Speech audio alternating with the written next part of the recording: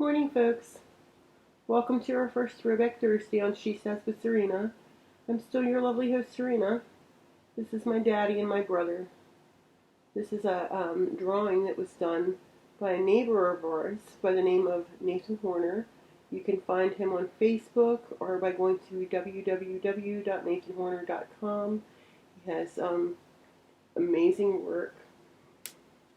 So, hi. Why did I want to talk about my daddy today? I really don't know. He's been on my mind a lot lately.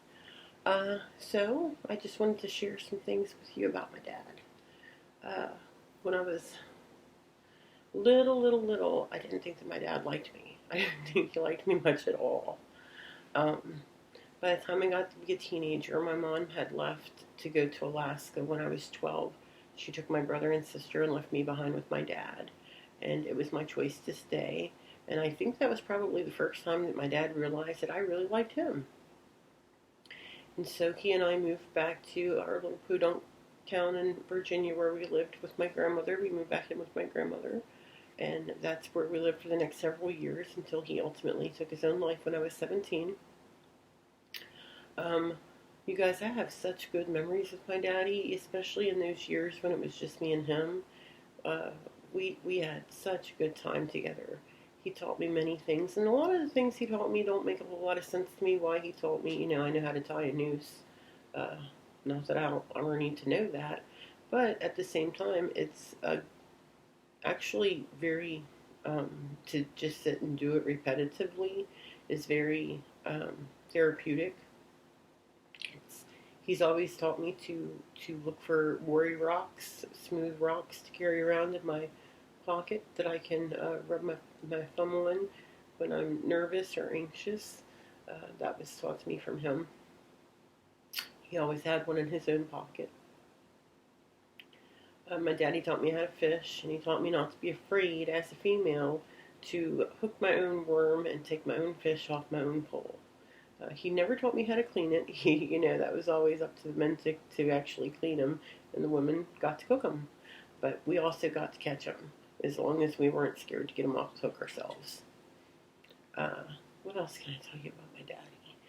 I could fill an hour with all the bad things that my dad did, and I'm sure over a period of time you guys will hear about bad things that my dad did. But my dad wasn't bad. He wasn't a bad man. He was actually a very good man. He was a loving man. He was fun to be around. He laughed a lot. He smiled a lot. He always told jokes. He always had a joke to tell. Given most of them were inappropriate for school-age children. He helped everybody. There was nobody that he wouldn't help. My mom used to always complain that my daddy would help the neighbors all day long but wouldn't fix something in her own house. Yep, he was a good man, folks. Lots of times you'll hear me talk about trauma stuff from my childhood that has to do with, my mom or my dad or whoever. That doesn't mean that I don't love these people. That doesn't mean that these people aren't amazing to me. I think that my parents were the best parents they did the very best they could with what they had and what they knew at that time. I'm very pleased with the job they did, the morals they instilled, and the values that they gave me. If I had to pick again, I'd pick the very same parents. I'd also pick the very same step-parent. I would also pick the very same in-laws. There's nothing that I would do different in my life than I've already done, except that one thing. But we'll talk about that some other time. You guys stay safe. Peace out. Remember to like, subscribe, share, do all those great things, and have a great Thursday. Bye. Hey, come back on Sexuality Sunday. We're going to talk about some stuff.